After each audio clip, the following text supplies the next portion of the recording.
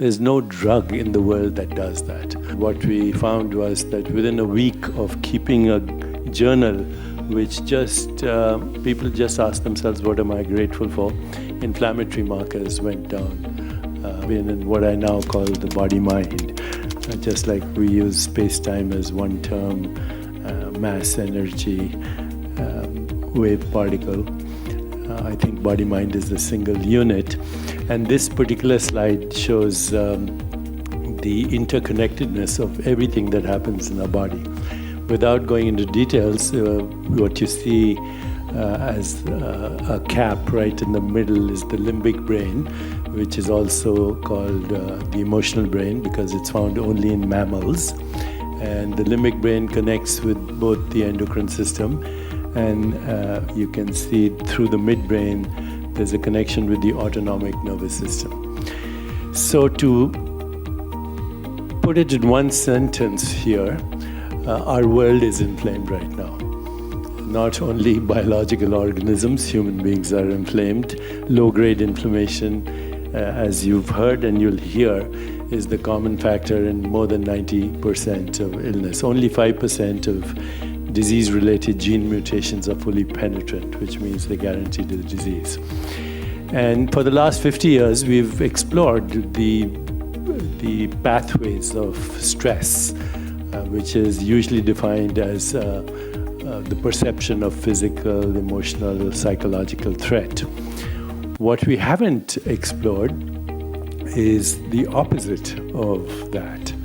So if stress, with all its components of anxiety, depression, guilt, shame, and everything else that goes along with stress causes inflammation, how about asking ourselves, what does love, compassion, joy, empathy, equanimity, peace of mind, how does that affect these pathways that you're seeing? You're seeing the connection here between the endocrine system, the microbiome, the immune system, and what are called cytokines that are going back to the brain.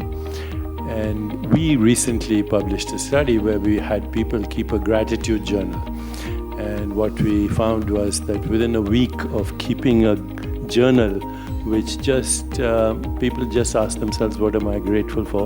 Inflammatory markers went down very dramatically. Rudy Tanzi was one of our co-authors. Dr. Collins is a good friend of Rudy.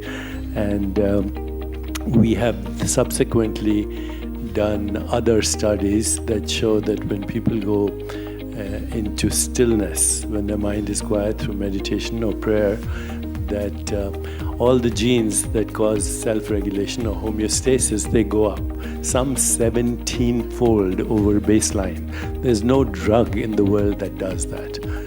Okay, and also the levels of telomerase go up significantly and inflammatory markers go down. So all I want to say here in the short time I have is we need to look at how emotions regulate our biology. We're talking about low-grade inflammation on one side as the common factor in all disease, and homeostasis on the other side. And I think most of us are somewhere in between. But the power of meditation, prayer, love, compassion, joy, empathy, equanimity, and what it does to our biology is the next frontier.